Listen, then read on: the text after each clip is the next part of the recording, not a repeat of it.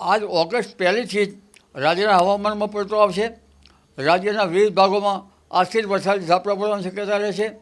પણ ઉલ્લેખનીય છે કે એક મજબૂત સિસ્ટમ આવી રહી છે.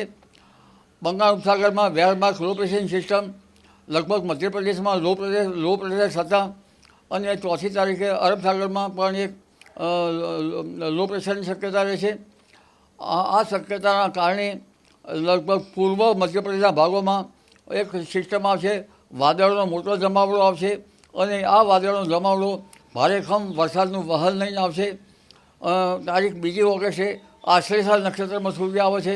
આશ્લેષા નક્ષત્રમાં વરસાદી ઝાપટા શરૂઆતમાં પડે વરસાદ, તો પછી વધુ વરસાદ પડતો હોય છે. એટલે તારીખ પહેલી પૂર્વ મધ્યપ્રદેશમાં ભારે વરસાદ થતાં તારીખ 2 સુધીમાં મધ્યપ્રદેશના ભાગો સુધી વરસાદ આવી શકે છે અને ગુજરાતના વિવિધ ભાગોમાં વરસાદ પડી શકે છે. તારીખ 3 ઓગસ્ટે લગભગ વાદળનો સમૂહ ગુજરાતમાં છવાઈ જશે મોટાભાગના વિસ્તારમાં અને ભારેથી અતિભારે વરસાદ થવાની શક્યતા રહેશે. તારીખ 5 થી 6 ઓગસ્ટ વચ્ચે રાજ્યના ભિન્ન ભિન્ન ભાગોમાં કોઈ ભાગમાં અતિભારે વરસાદ પડવાની શક્યતા રહેશે.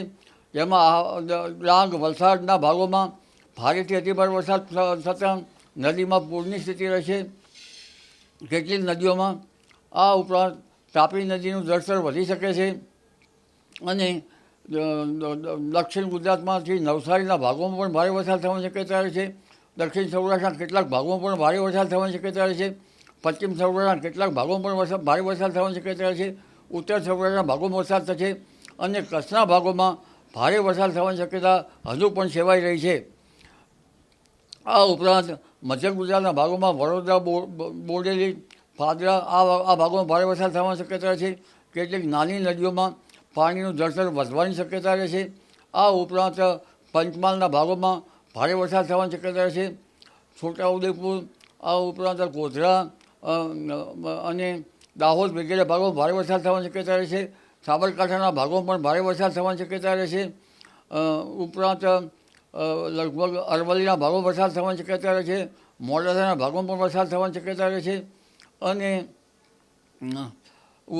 ઉત્તર ગુજરાતના કેટલાક ભાગોમાં ભારે વરસાદ થવાની શક્યતા રહેશે. જેમાં બનાસકાંઠાના ભાગો, આ ઉપરાંત સુરેન્દ્રનગરના ભાગોમાં પણ ભારે વરસાદ થવાની શક્યતા રહેશે. સમી હાજરીના ભાગોમાં વરસાદ થવાની શક્યતા રહેશે. પાટડી દસરાના ભાગોમાં વરસાદ થવાની શક્યતા રહેશે અને ક્યાંક હજુ વરસાદ ઓછો છે તેવો બોટાદ અને સાવરકુંડલાના ભાગોમાં પણ વરસાદી ઝાપટા પડવાની શક્યતા રહેશે. પરંતુ આ વરસાદી વહન જબરું છે. ત્યારબાદ તારીખ 11-12માં પણ લગભગ રાજ્યના ભાગોમાં વરસાદ થવાની શક્યતા છે અને 12 તારીખ પછી મુંબઈ મહારાષ્ટ્રના ભાગોમાં ભારે વરસાદ થવાની શક્યતા છે. દક્ષિણ ગુજરાતના ભાગોમાં ભારે વરસાદ થવાની શક્યતા રહેશે. શ્રાવણ સુદ પૂનમ આસપાસ કેટલાક ભાગ વરસાદ થવાની શક્યતા રહેશે. 23 ઓગસ્ટથી વરસાદ જે છે એ ભિન્ન ભિન્ન ભાગોમાં પડશે. પર્વત આકારનો મેઘ જ્યાં ચડે ત્યાં પડવાની શક્યતા રહેશે.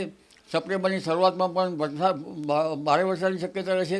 સપ્ટેમ્બર માસમાં ઘણા ભાગોમાં ભારેથી વધુ ભારે વરસાદ થવાની શક્યતા રહેશે અને આ વરસાદ જે છે એ ચોમાસું વિદાય લગભગ ઓક્ટોબરના બીજા સપ્તાહમાંથી લેવાની શક્યતા રહેશે.